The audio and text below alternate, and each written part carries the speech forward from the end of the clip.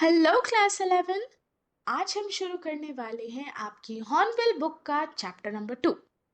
We are not afraid to die if we can all be together का part 1। तो बिना किसी देरी के शुरू करते हैं।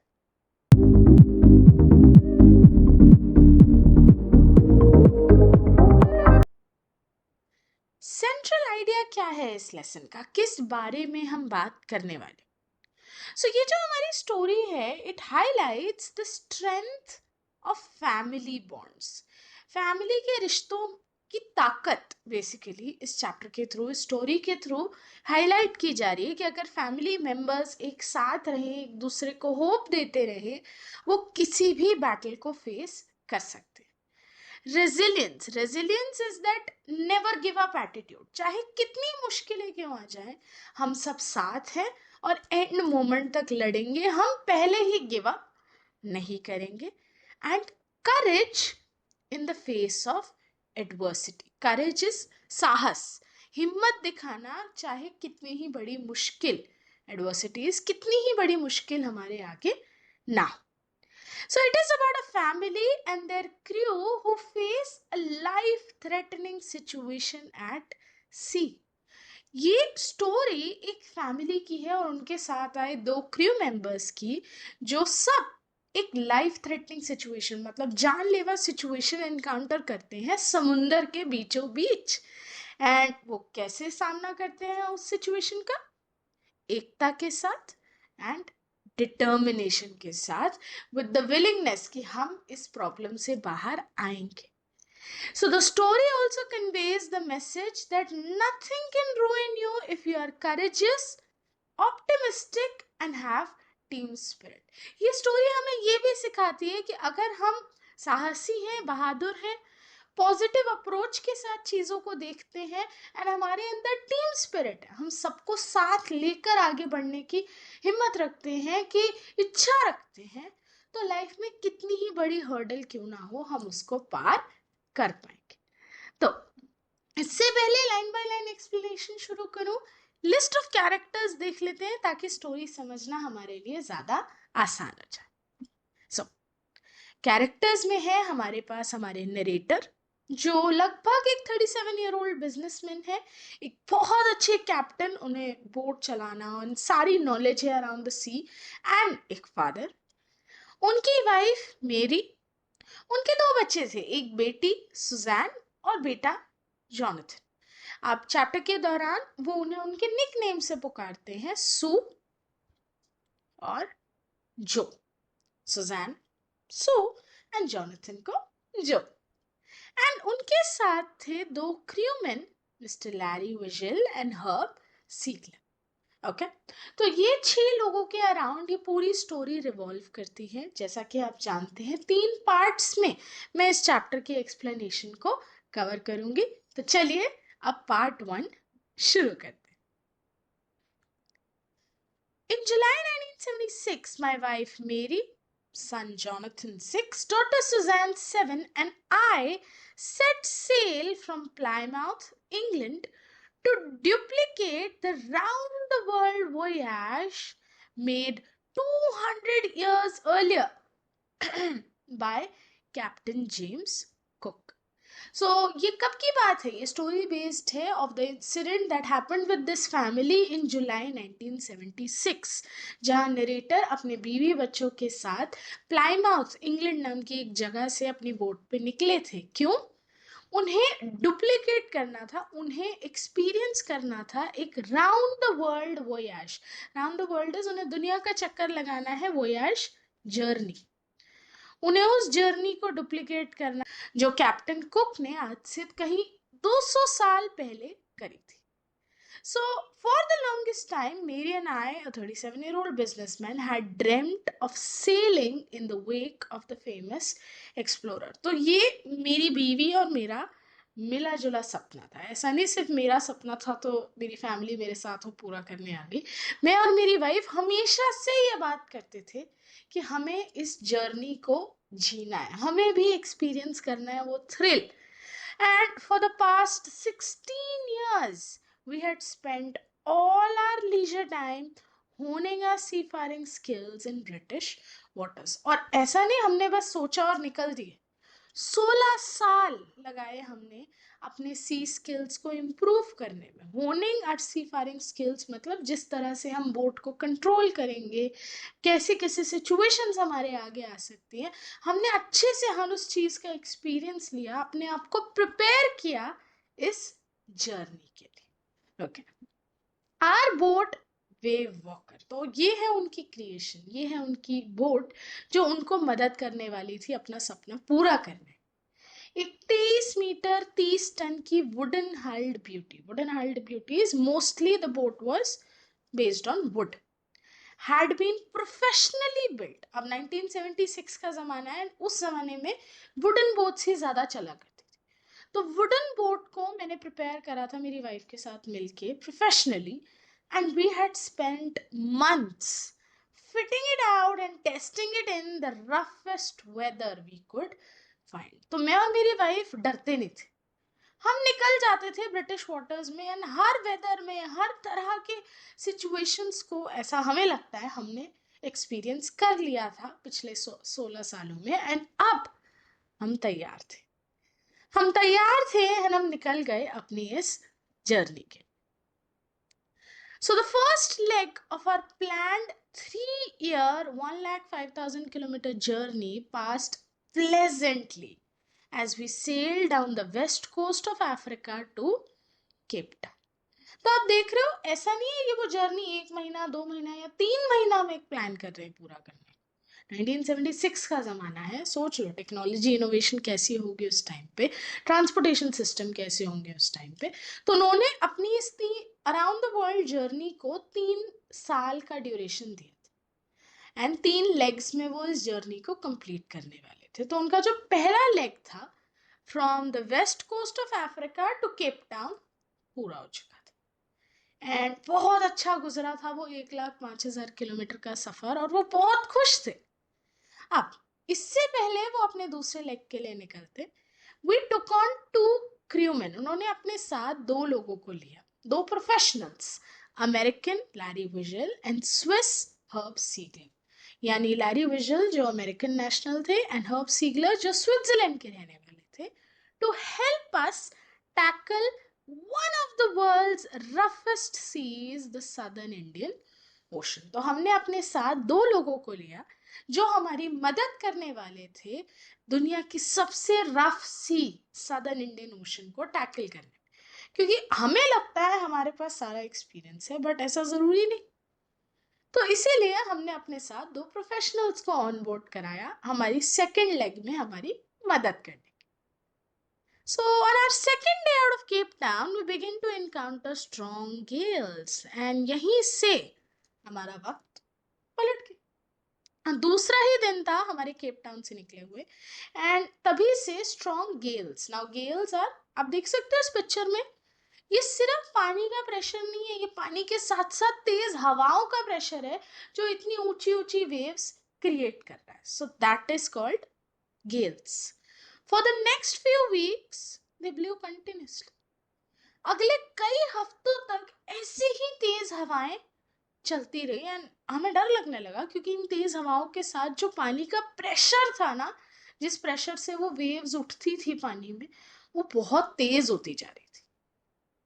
Gales did not worry me, but the size of the waves was alarming. जैसा कि मैंने अभी बोला, उन्हें इस चीज की चिंता नहीं थी कि इतनी तेज हवाएं चल रही हैं, उन्हें इस चीज की चिंता थी कि उन तेज हवाओं के साथ ऊंची ऊंची लहरें आ रही है, दिन पर दिन उनकी ऊंचाई बढ़ती जा रही है, up to 15 meters as high as our main mast. हमारी बोट का जो मेन मास्ट है, उतनी ऊंची लहरें उठने लगी हैं, which is not a good sign हमारे लिए, right. December 25 found us 3,500 kilometers east of Cape Town। तो अब हम अपनी 3,500 किलोमीटर की जर्नी पूरी कर चुके थे। Despite atrocious weather is बहुत खराब, dangerous weather, we had a wonderful holiday complete with a Christmas tree। तो हम लोगों ने बोट पे ही क्रिसमस मनाया, क्रिसमस ट्री सजाया, एंड हम बहुत खुश थे। New year's day saw no improvement in the weather. नया साल भी आ गया, बट वेदर में कुछ खास बदलाव देखने को नहीं मिला. But we reasoned that it had to change soon. But हमने सोचा कि कोई बात नहीं, बदलेगा, मौसम जरूर बदलेगा. And it did. मौसम बदला भी फॉर द वर्ड्स, बट सही होने की जगह और ज्यादा खराब हो गया. यानी उनके बुरे दिन या उनका बुरा वक्त वहीं से शुरू हो गया. At dawn on January 2, dawn is early morning का टाइम, सनराइज का time. So at dawn on January 2, the waves were gigantic. मतलब waves बहुत ऊंची ऊंची हो गई थी. And we were sailing with only a small storm jib. हम जो है, ओके, इससे पहले मैं ये लाइन समझाऊं. जिब समझ लीजिए, this is the main mast of the boat. ये जो कपड़ा लगा है ना रेड कलर का, this is called storm jib. Storm jib का मतलब होता है जब तेज हवाएं आ रही होती है, तेज स्टॉर्म्स चल रही होती है, बोट को भी उसी डायरेक्शन में मूव करना है, लकीली जिस डायरेक्शन में हवाएं चल रही हैं. तो बोट की स्पीड बढ़ाने के लिए इस तरह का एक जिप मास्ट पे लटका देते थे, जिससे हवा के प्रेशर से बोट बहुत तेजी से आगे बढ़ती थी. लेकिन हवाएं तो ठीक है, बट जब साथ साथ ऊंची लहरें हो, हमें बोट को स्लो डाउन कर. अब स्लो डाउन करने के लिए उन्होंने क्या किया? We were sailing with only a small stop jib and were still making 8 knots. उन्होंने जो बड़ा वाला मास्ट था उसकी जगह सिर्फ इस जिब को लगा रखा था ताकि स्पीड कंट्रोल रहे. अब सिर्फ जिब के सहारे ही वो तेजी से बढ़ रहे थे. सिर्फ इस जिब के सहारे वो 8 नॉट्स की स्पीड, समुंदर की ये स्पीड होती है मेजर करना, 8 नॉट्स की स्पीड से धीरे धीरे आगे बढ़ रहे थे. As the ship rose to the top of each wave, we could see endless, enormous sea rolling towards us. So एक पिक्चर अभी मैंने यहाँ पे ट्राई करा है उस पिक्चर के थ्रू आपको समझाऊं.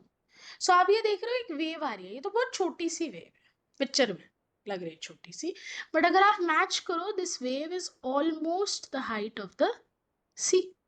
अब ये वेव जैसे जैसे बोट के पास आती है, let's say this is the wave, ठीक है, जैसे जैसे ये बोट के नीचे जाती है, ये बोट ऐसे ऊपर उठती, राइट. फिर से देखिए, वेव आई, ये बोट थी सीधी, वेव आई, इसने बोट को ऐसे उठाया.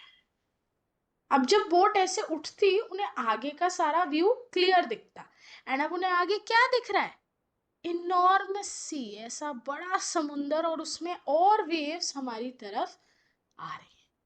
And the screaming of the wind and spray was painful to the ears. और वो जो आवाजें थी ना, बहुत ज्यादा डर लग रहा था. To slow the boat down, we dropped the storm jib. अब मेरे को बोट को स्लो करना था ताकि वेव्स का प्रेशर बोट पे कम फील हो, तो मैंने स्टॉर्म जिब को भी नीचे कर दिया. And lashed heavy mooring rope.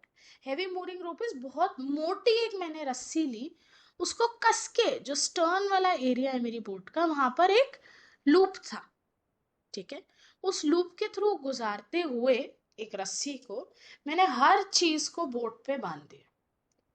Then we double lashed everything. मैंने कस के रस्सियां से हर चीज को डबल डबल गांठें मार दी, ताकि जितनी भी बार बोट मूव हो रही है वो समान मूव ना.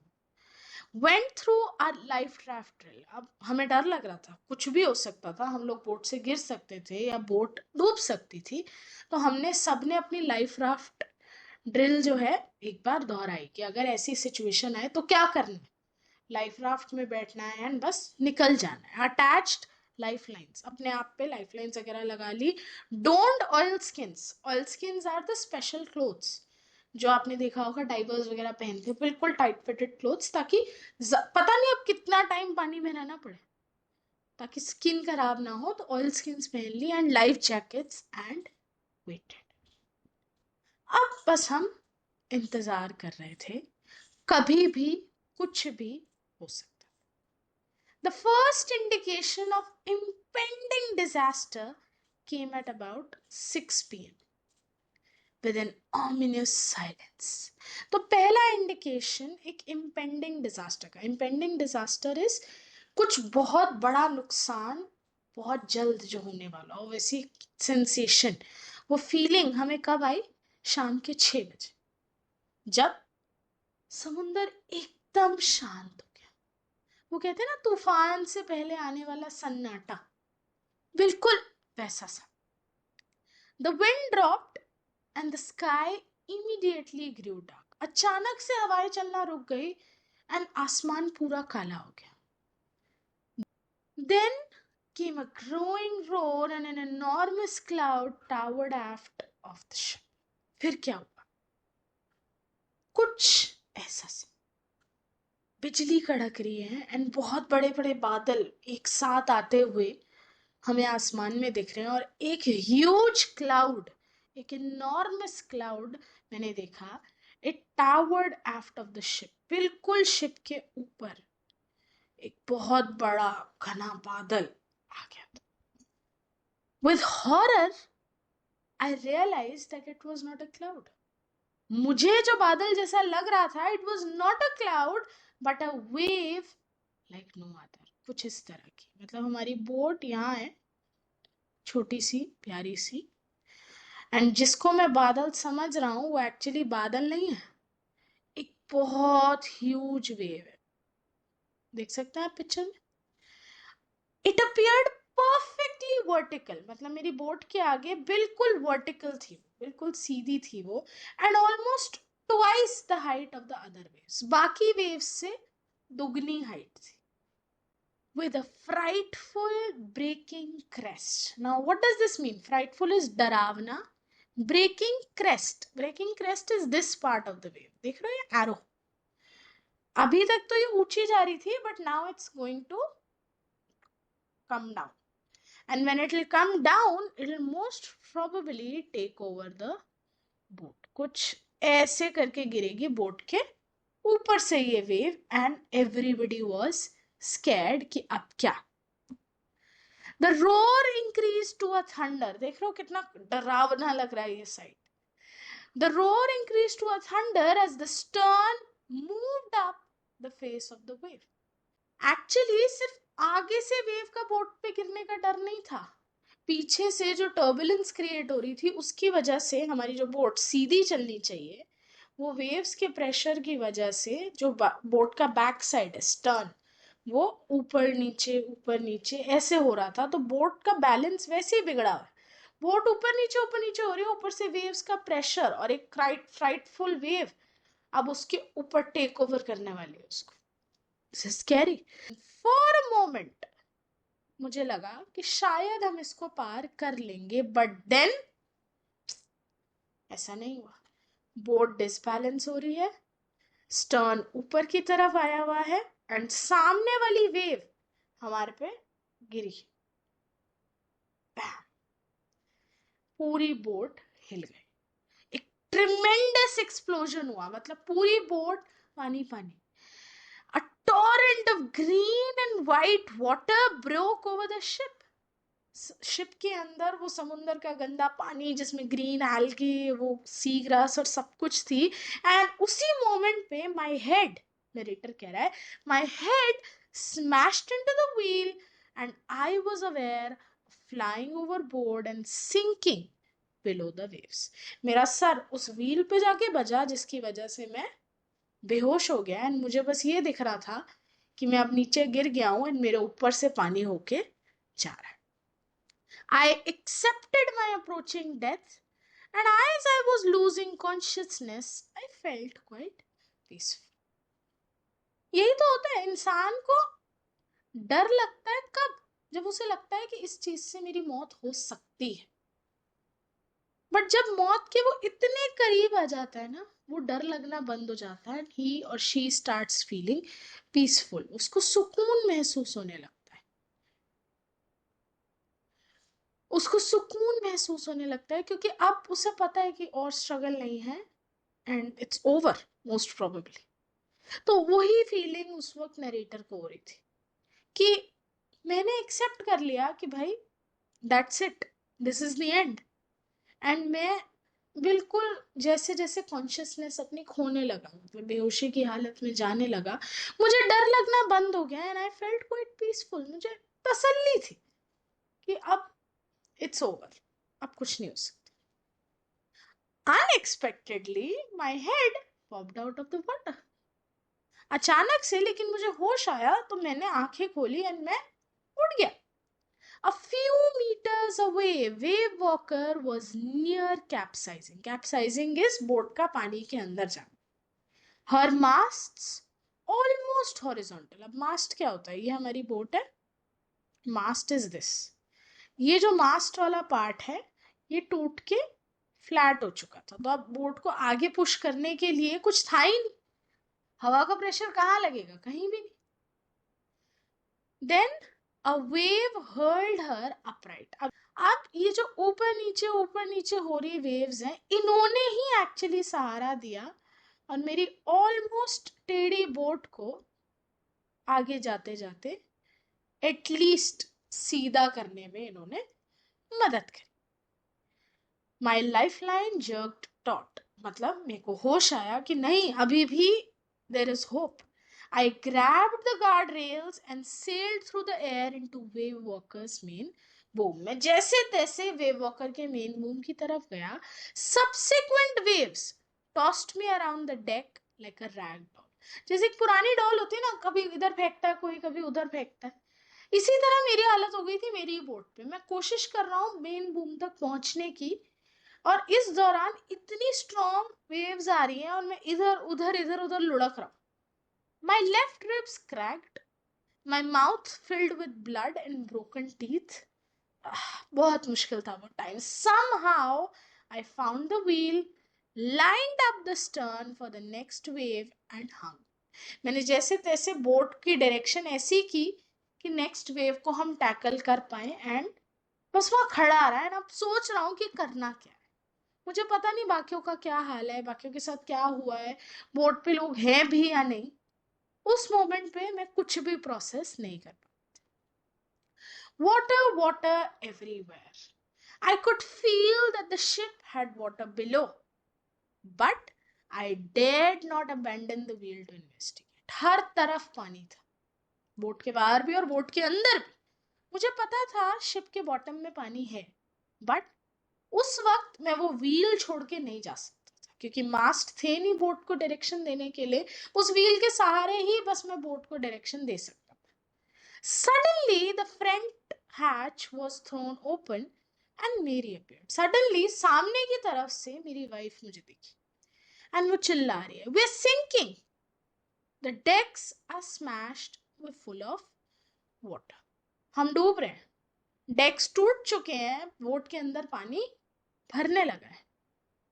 उसे भी नहीं समझ आ रहा था कि अब क्या करना है। Is this how it will all and? क्या हमारा सपना इस तरह एंड होगा? मैंने उस टाइम पे बस उसे कहा, take the wheel, I shouted as I scrambled for the hatch. मैंने उसे कहा, तुम व्हील संभालो, मैं आगे की तरफ जाता हूँ, देखता हूँ what is the current situation. Larry and Herb were pumping like madman.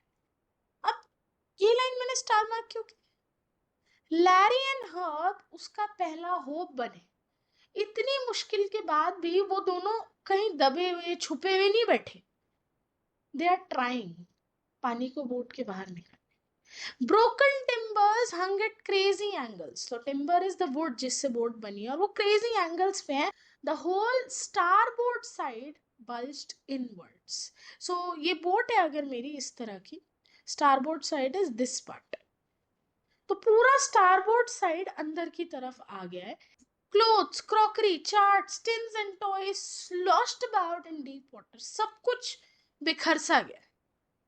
उस वक्त मुझे बस मेरे बच्चों का ख्याल आया। So I half swam, half crawled into the children's cabin. मैं बच्चों के केबिन तक पहुंचा और मेरा पहला सवाल उनसे, आर यू ऑल राइट? तुम लोग ठीक हो?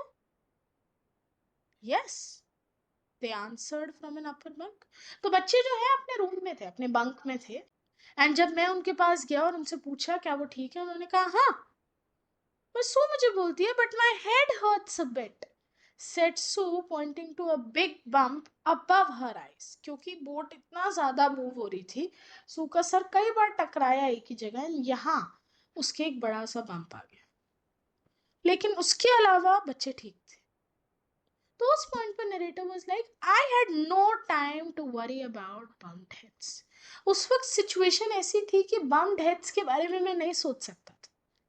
मुझे बस ये तसल्ली थी कि मेरे बच्चे जिंदा हैं, मेरी वाइफ जिंदा है और 2 क्रूमैन बाहर पागलों की तरह पंपिंग कर. बट इसके बाद क्या? What will happen next? क्या वेदर और खराब होगा? क्या बोट डूब जाएगी? हम मर जाएंगे? Nobody knew. Tough call, right? तो यहां तक की सिचुएशन हमने देखी, एक प्लेजेंट जर्नी का कैसे एक टर्निंग पॉइंट आया, and everything is crazy now. समझ नहीं आ रहा अब क्या. इसके आगे की स्टोरी मैं तो पार्ट 2 में कंटिन्यू करूंगी, but feel free to read and know for yourself कि आगे होता है क्या. मैं मिलूंगी आपसे अगली वीडियो में. तब तक के लिए keep reading. Okay, that's all for the day. Bye bye.